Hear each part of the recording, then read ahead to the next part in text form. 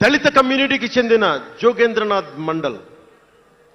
ఆయన పేరు ఎప్పుడైనా విన్నారా? ఎంతమంది వినుంటారు? ఆయన ఏ పరిస్థితిలో చచ్చిపోయారో తెలుసా?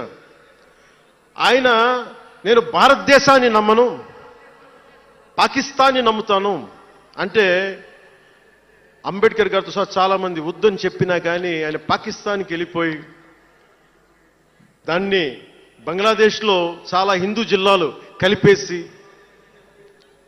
ఆయన దళిత కులాల నుంచి వచ్చిన వ్యక్తి, అందరూ ఆయన మాటలు నమ్మి ఆయన సమాజం హిందువులందరూ ఉండిపోతే, దేశ విభజన తర్వాత జరిగిన గొడవల్లో దాదాపు ఆయన కుటుంబంలో బంధువులందరినీ ఊచకోతకొచ్చి చంపేశారు. పాకిస్తాన్ లా మినిస్టర్గా వెళ్ళిన వ్యక్తి భారతదేశానికి తిరిగి కాందీసుకుడుగా వచ్చి చనిపోయారు ఆయన. అంటే ఏం చెప్తున్నది ఇది?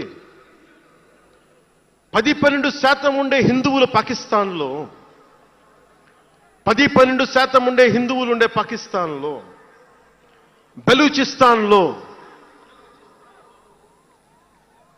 అంతమంది ఉండే హిందువులు ఈ రోజున 1%, 2% పడిపోయారు.